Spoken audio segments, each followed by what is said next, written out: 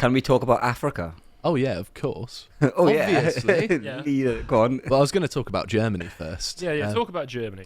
So, my experience of Germans is they live up to stereotypes quite handily, actually. Yes. In that, when I went to university, I had some Germans on my course, and they would just say, "How do I do this?" Just no politeness. You went just into demanding. an African accent. How do I do this? I don't know why I did that. I got really tickly nose. Thinking of new Germans. New Germans. Yeah. No, just the directness was very stark. Yeah. To me, and that sort of thing. Loving order and organisation and having like an itinerary and all that sort of stuff. You could be German. Yeah. You're like that. If you have, And they wear budgie smugglers all the time. You can spot the German. Why do you know that?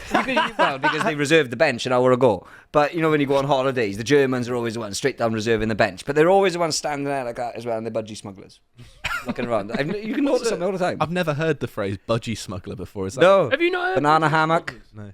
Oh, okay. Speedos. Yeah. Yeah. It's a funny name for it, actually. Yeah. Probably you've never heard that. Smuggling budgies. Yeah. It's his sheltered Devon upbringing. Yeah. Clearly. but in, parrots in down Germany, you particularly on bases, you've got to stick with the local bylaws. So you can't wash your car on a Sunday. You can't put clothing out. That kind of thing. They are really strict. I'm not surprised. They still haven't lost that part of their sort of ethos. I think following rules and being strict about them is one of the admirable things about Germans. Depends on the rules. Well, yeah, it depends on the rules, but the attitude in general, Yes. I think, can be The a old very Germans. positive thing. The old Germans, not the new Germans. Yeah, speaking of following rules. Oh, yes. So someone's put Germans not getting humour. Yeah, that's true. Yeah. This happened to me once when we went to go see Andrew Doyle, when he was playing in Swindon. I got a taxi to the little theatre where he was playing, and there was a German driver, and he started speaking to me. He was very friendly, very congenial, but he began to explain a joke to me. Like, he wasn't telling me the joke. He was explaining what the punchline would have been if he had led up to the punchline, and how the punchline would have mechanically fit in with the build-up to create the perfect laugh. Yeah. And I was thinking to myself, why don't you just tell me the joke? Yeah. Explain it, like dissecting every. It was the most German experience I've ever had. I've had a German try and tell me a joke before, and they said, I have a joke about the French, which I thought, okay, this is coming from a German. This is excellent. And he's just like, yeah, they're smelly and stupid, aren't they? Did he say it with a bit of a giggle? Yes. Yeah.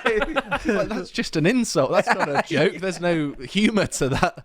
Well, they certainly don't get humour, because I was in the Butcher's Grill in Cape Town, and with friends, and there were some Germans next to us, and I just lifted the dessert spoon up and went, "Don't mention the fork." And of course, we all burst out laughing. My mate spat his drink out, and they were going. Yeah. Yeah. How long ago was that? 91. Right. Okay. Yeah. So you can understand some of them maybe not appreciating that. All of a sudden, the mood turned a little bit. Yeah. Not for us. Good thing Stelios is not here, because the next one is about Greeks.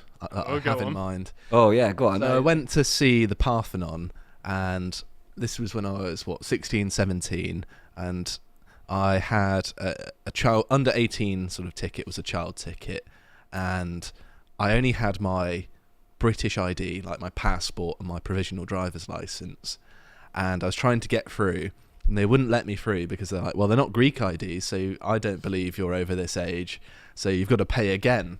And I reckon that was them trying to be dodgy and corrupt. And probably. Like, make me pay twice. Yeah. To get in. Yeah, you have it on the doors of pubs in Swansea. Bouncers do that. So, yeah, I wouldn't be surprised at all if that was some sort of scam. It's like, nah, don't believe that one. Pay us again. Yeah. Thank you. I believe you now. Mm-hmm. Yeah. Also, going to throw this one out there. As we're on the Mediterranean, Italians are just walking stereotypes of themselves. Yeah. Just was in Italy earlier this year. Yeah.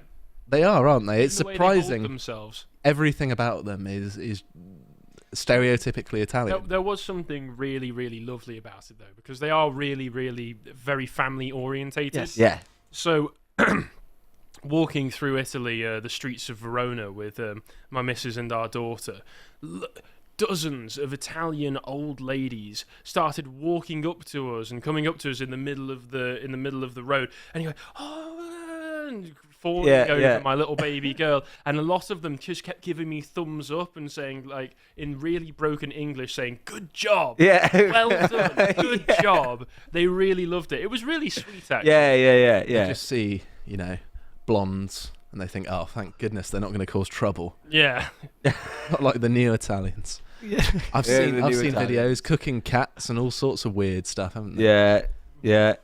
I'm trying to think of some other ones. I'm going to have a quick look at. Well, stereotypes. Just Google national stereotypes of peoples. Yeah. I did They see a won't lot be of people. funny enough, though. I did see people talking in the chat about while we were talking about British loutishness, Aussie loutishness, which having met plenty of Aussies, I know a few Aussies, I know some mad Aussies. Yeah, they're mad bastards. They are. Well, we can destroy 2 stereotypes there because we've spoke to quite a few of them, and they don't like Fosters, Australians. Well, it's not even Australian. It's not even Australian. They're not. It's not even on the shelves. They like VB Gold, right? But also, they don't put shrimps on barbecues. They don't do it. I need you to pull up for me 2 videos on YouTube, all right, Samson, and this will sum up Australia perfect. Okay, so get up YouTube and just type in VB at 20 to 8 in the morning. Yeah, there you go. Click on that first one. Click on that. Here you go. Just click on this, and this is Australia. If you're a fucking fair dinkum fucking full-grown Aussie, this is what you'd have for breakfast, you fucking dog cunts.